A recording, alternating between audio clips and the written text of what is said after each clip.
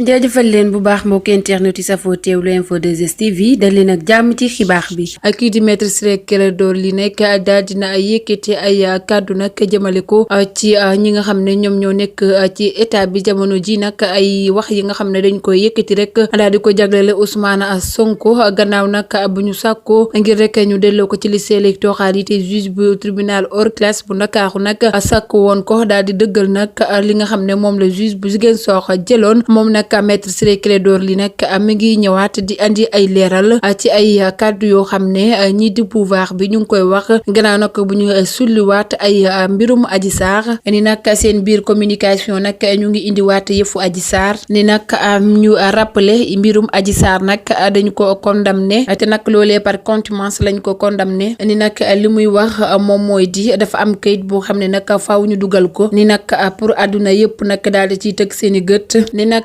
dugaloon nañ nag kayit boo xam ne greffier en chef mu doon wax nag ni Ousmane weddina atte bi dafa bëggoon ñu attewaat ko nee na nag li xew moom mooy nag procureur moo bind nag ab lettre daal di ko jagleel juge bi ne juge bi nag moom moo nekk ka nga xam ne moom moo atte woon mbirum Mbaye Niang mooy nag président tribunal ba ne ko nag li nga xam ne moom la greffier bi def ni nag daa bëgg mu jël ordonnance nag daal di dindi bind mbir moomee nee na nag dafa weddi mbir moomee bi mu set wecc ni nag président convoqué wu leen waaye moom nag maître Ciré Clédor Ly nag xam le ne ne nag moom moo yóbbu woon kayit boobee ne nag li procureur wax nag la daal di bind nag na greffier bi daal di annulé mbir mu nu mel ni nag dañoo daal di jël loolee nag daal di ko nëbbu nag ba ñu dem ca Ziguinchor ni nag faaw ñu tudd nag ni ko ni nag dugg na kaso faaw mu am fukki fan bu fekkente ni nag fukki fan yi weddiwul atte ba nga xam ne nag moom lañ ko mës a atte ci wàllu criminel nag bu fekkente ne weddiwu ko ba fukki fan moo xam ne nag wax ji nag faaw ñu wax ko ndax nag foofu la ñu kale radiation Ousmane Sonko ngir daal di ko dindi ci liste yi ni nag